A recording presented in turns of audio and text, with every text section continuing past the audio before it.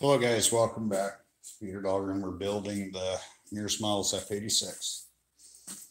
Going to talk a little bit about the cockpit we're doing, and I am going to explain why I did a few things like I did them, because we're going to a little bit more of an extreme on this particular part of this build.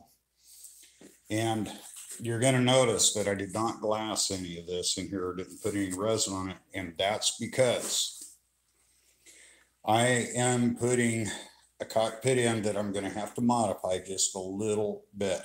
Now I put one coat of resin on this and getting ready to get a little things, and it does look good. And there's a lot of little tiny things and details that got to be done on this in order to make it.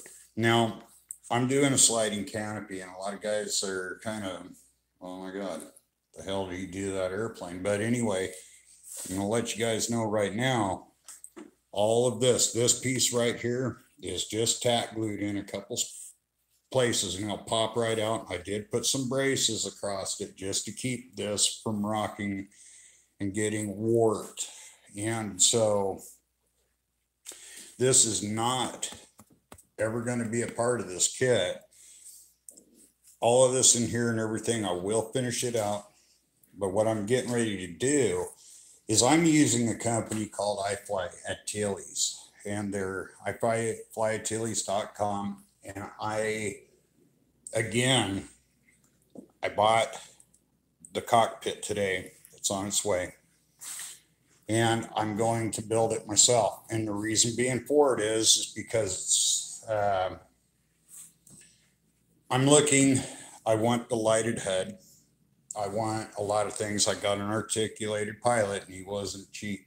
Trust me, that sucker better not wreck my airplane, or I'm going to be so pissed. But anyway, no, I bought an articulated pilot. I did not buy a Korean War era pilot. I think they're ugly. I don't like them. I bought the green pilot with the moving head, and I did get iFlyAtilies. It's a 1/3 by 7 kit. I did contact them and ask them to do it in quarter scale. Might take a little bit longer to get here, but that's fine because we got a lot of work to get here. And the one thing is that I want to explain to you guys, I am within a 1/2 of an inch right here of having to cut out or add a little bit. I don't think I'm very far off. If I did my measurements right, I should be pretty close. And that beacon that goes in there and the truss that goes over it should sit right about in here. So these again are tack glued so I can get it. And that's why I did not roll anything over the edge here, because I know I'm going to have to cut this out or add a little bit. The rails I just simply did them. So it's there. And yes, I agree 100%. It makes sense to have these things beforehand if you know what you're doing. But if you actually know how to look at the drawings, you can be within 1/4 to 1/2 an inch off in this area, and it's not going to be a big deal because this strength in this part here is actually right there. Either way, I can make this work. I can either move it in a little bit or out, whatever it takes. And I left a few things up on this because my original thought was I would use the original, I quit playing with wet resin. But anyway, my original idea was to use the hoops as a part of the canopy frame. And as a lot of you seen, it did not look good. I did not like it. I was not happy with it. It was driving me nuts, so I cut it off. And I went and I ordered the fiberglass frame to go with it. And I think one of the big things is that there's so much detail in here that there's nothing wrong with buying a pre-built kit from somebody else or one that's already done. But the one thing I do want to emphasize the most is that if you're going to go in competition, you don't want to be like everybody else. So I am actually going to go through and actually build the cockpit myself. I'm going to add a lot of things to it, and I'm going to have things that they just don't have in there. So, well, the real ones do, but the cockpit kits have a tendency not to be as accurate as I'd like them to be. I want to be able to stick my cell phone in there and look like you can grab the stick and actually get in and start this thing up and fly it. I want to be able to just come in and go, oh yeah, that's cool. I've got a lot of room in there, and it does sit in quite a bit, down a little bit. So once I build the box for the cockpit and all that, and the seat sits in and all that stuff, this thing is going to be really cool to look at.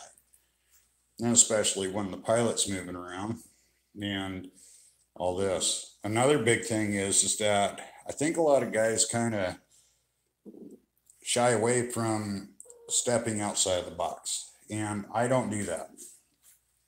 I go through a lot of different ideas, and I love to tinker, but I don't want anything that's already pre-made in here, because it kind of takes away from, to me, that kind of takes away from the actual building part of it, which is why I don't really care for building fiberglass fuselages. They're just as much work, trust me.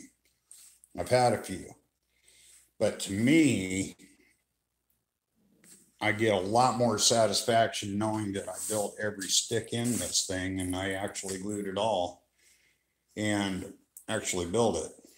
And that says a lot about the builder. You know, you take a wood kit and you build the crap out of it like we're doing. You build a lot of things in redundancy, and you know what you got. Plus, you're saving a crap load of money.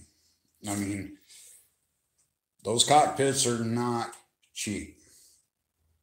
Even the kit is almost $500. So the main thing here is, I'm telling you guys, is to, you know, if you're not wanting to go through all that extreme like I'm doing, then by all means go and get something already done, save yourself a bunch of time.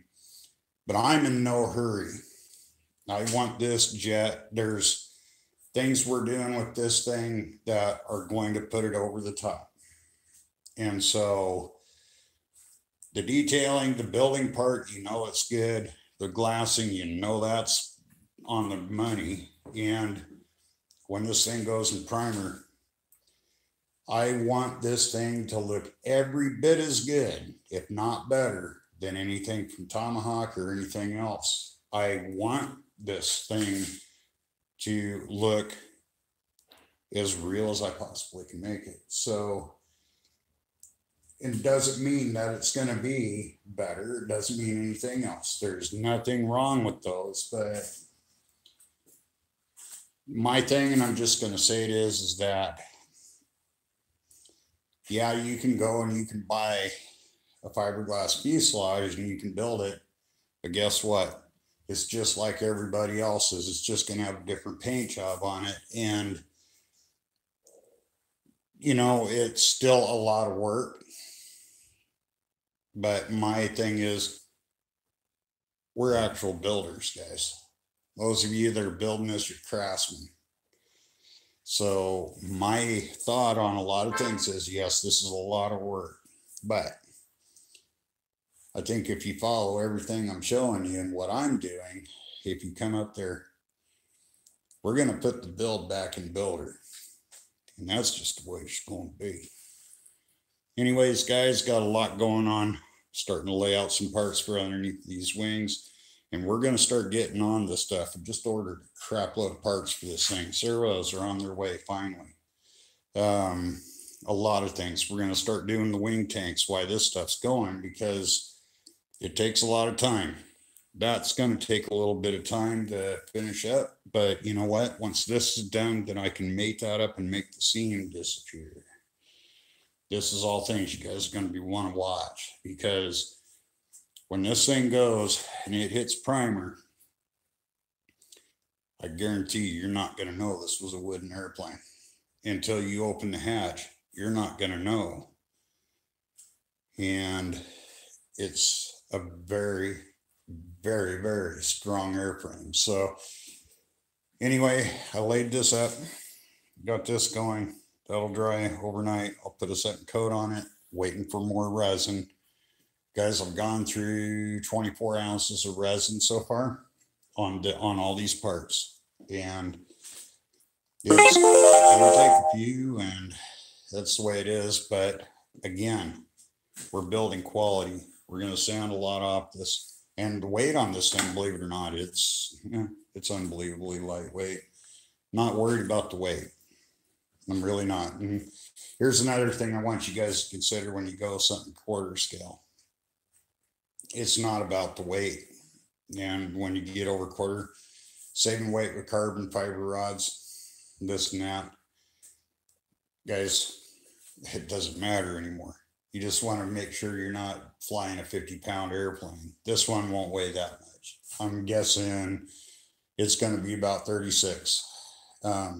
It's going to be about 36 pounds. And right now, this thing here right now is only about maybe 4 pounds. And it's got, and that's before we prime it and this and that. We're not at a tremendous amount of weight. And we may have to balance it out with I'm in the nose, but I've already done provisions for that. And I'll show you what I did on that when we get ready to do that. Because there are a couple little shot tanks up there that I didn't show you guys, because we're putting lights and a few other things in there. We're going to have the dropping spotlights in this. And there's going to be a lot of detail on this airplane. So we're getting close to starting the second phase of this build. But right now we're just glassing. We're glassing tools, and we're trying to get all this stuff done. This will be going in very soon. That needs to be done. Those wings got some things that need to be done. Those tanks need to be done. The pylons need to be done. Yeah, they're sitting on the floor. But I'm going down and actually going to get another one of these racks today. I really need one. And this is something, this is not the last one I'm going to do. And guys, I am going to go ahead and take and get everything out of the way. These need to get done. I need to get those over to the pressure washer and get the rest of that paint off, get them primered and out of my shop. Those got to be done. And all this crap needs to go. That's, believe it or not, it's all just things that needs to go in the trash. I just haven't done it. Going down and get some folding tables, put in here, another one of these racks, and we're really going to start getting things kind of neatened up around here. It's not too terrible, but then again, it's my storage, and I didn't think it was going to work out too well, but it absolutely will. So I'm going down to get some other things. Next time you see me, we're going to be set up for success and getting things going. You know, the series when it was in the other house was actually kind of fun, but now I'm glad we're down here because I'm making a freaking mess, and it's a fun day.